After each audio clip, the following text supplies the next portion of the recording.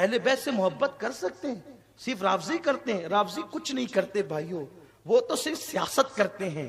मोहब्बत तो अहले सुन्नत करते हैं, और अहले बैत की मोहब्बत ही ईमान और सुन्नियत है। डरना नहीं किसी से, जितनी मोहब्बत कर सकते हो करना, और उन्हीं की मोहब्बत में न्याज करते हो करो, शरबत पिलाते हो पिलाओ। कहा किसी छोकरे ने कहा कि ये बिदत है, तो मुझे पता चला, मैंने कहा यार ये बिदत है तो क्या ये जाहिल लोग करते थे? तो मैंने सोचा कि चलो सब मसलक की किताबें उठा के पढ़ते हैं। तो इब्तिदा की मैंने मौलवी इस्माइल दहलवी के चचा की किताब फतावा अजीजी उठाई, क्योंकि शाह अब्दुल अजीज साहब जो है उसको मौलवी इस्माइल दहलवी के ग्रुप वाले लोग भी मानते हैं, और हम लोग भी शाह साहब को मानते हैं। शाह अब्दुल अजीज 13वीं सदी के मुजद्दिद है। अब उनके मलफूजात में लोग कहते हैं कि मिलावट हो गई। मिलावट मलफूजात में हो सकती है, सीरत में हो सकती है, फतवे की किताब में मिलावट नहीं हो सकती।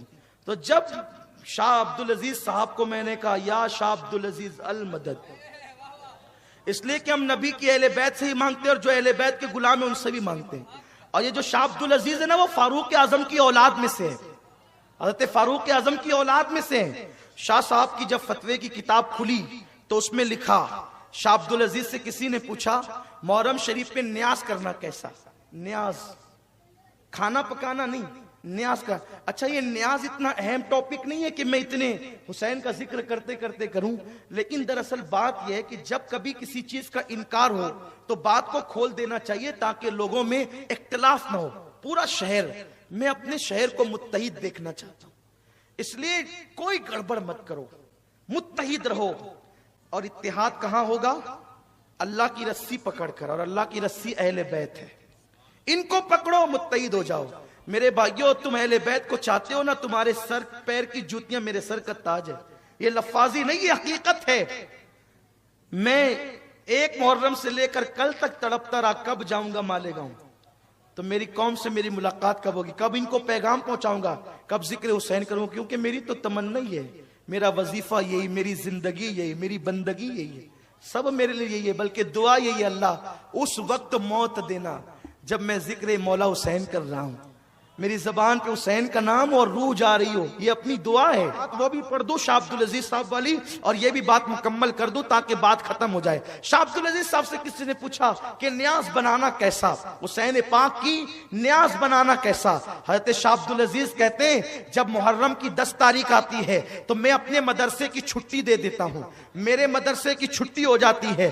किस मदरसे की छुट्टी? जिसमें शाह फजल खैराबादी जैसा इमामुल मंतिक पढ़ता है और बड़े बड़े लोग पढ़ते हैं। कब मैं मदरसे की छुट्टी देता हूं, तो मदरसे की छुट्टी आप क्यों देते? आशूरा के दिन इसलिए कि वो रसूलुल्लाह के दौर से मोहतरम है और पहले से मोहतरम है। इसलिए कि आशूरा की फजीलत तो यही है ना कि हुजूर के दौर में भी हुजूर उसको फजीलत बयान करते थे। वो वही दिन है कि नूह की कश्ती को किनारा मिला, आदम की दुआ कबूल हुई। तो शाह साहब आप इसलिए छुट्टी देते हैं कि ये इसलिए फरमाते हैं, इसलिए छुट्टी देता हूं कि उस दिन मेरे आका सैयदना इमाम हुसैन की शहादत का दिन है, और मैं जब मदरसे की छुट्टी देता हूं तो छुट्टी देकर तलबा को छोड़ नहीं देता, बल्कि सारे तलबा को जमा करता हूं, और मैं अपने जाती पैसे से इमाम हुसैन की न्याज करता हूं, न्याज।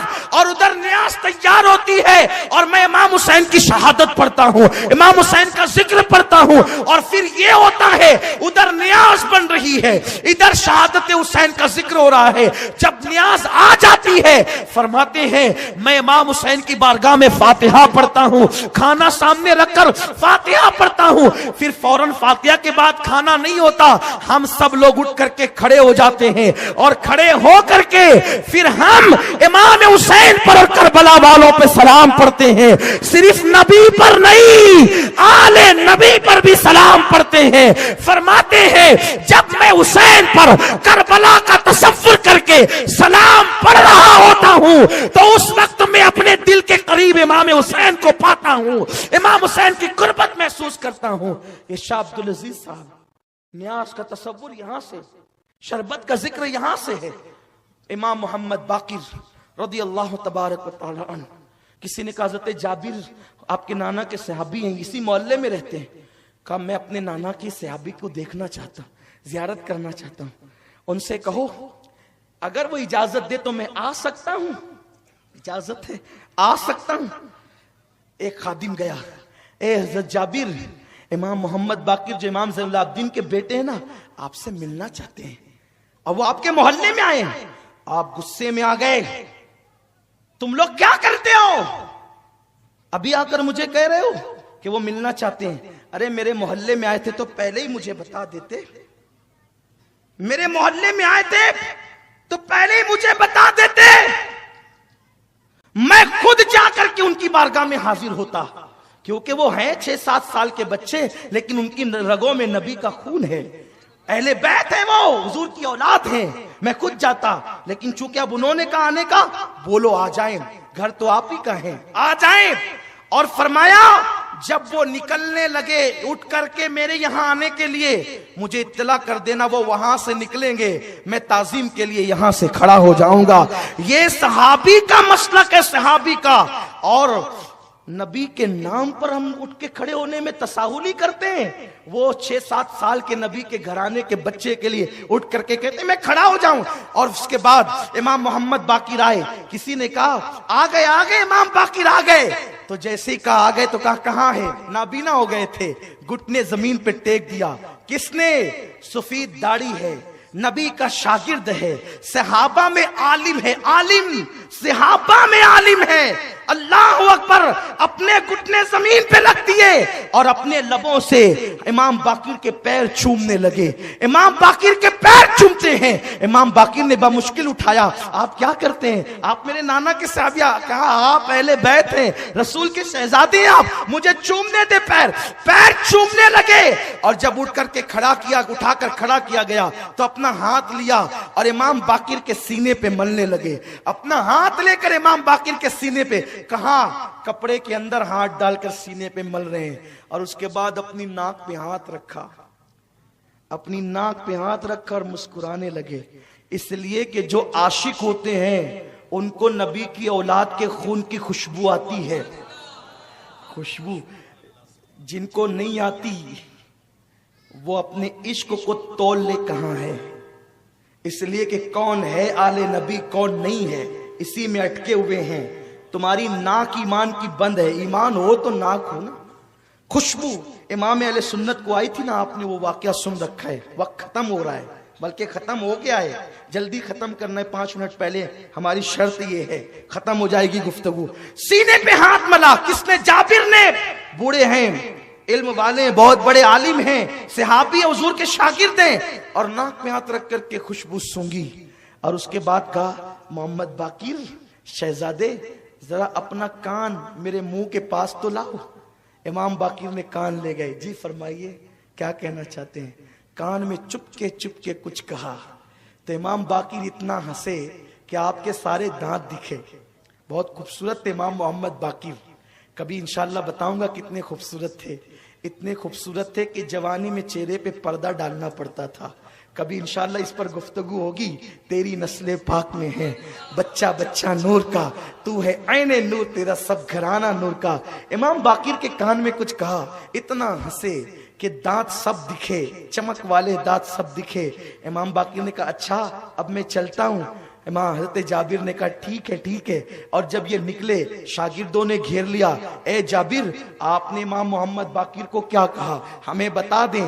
हजरत जाबिर कहते हैं लोगों तुम्हें क्या बताऊं, एक दिन मैं हुजूर से मिलने गया था, आका से मुलाकात के लिए गया था। हुजूर भी अकेले थे, मैं भी अकेला था, जाकर के बैठ गया। हुजूर ने कहा जाबिर, अल्लाह तुझे बड़ी लंबी उम्र देगा।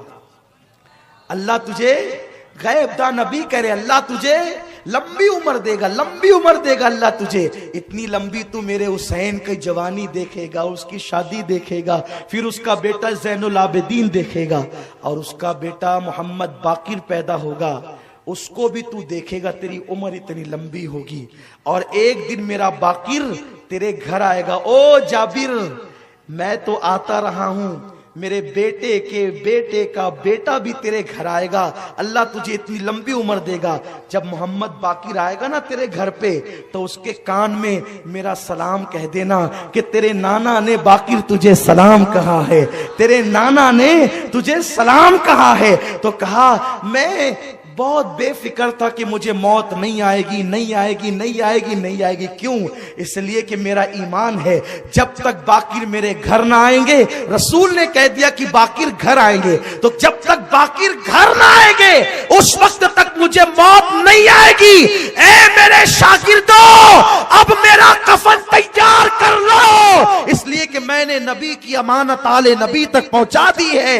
अब मुझे बहुत जल्दी मौत आने वाली है। सहाबी होकर नबी के बच्चों की इतनी ताजीम करते थे, अरे बाकिर की इतनी ताजीम करते हैं, इमाम हुसैन सामने आते होंगे तो कितनी ताजीम करते होंगे।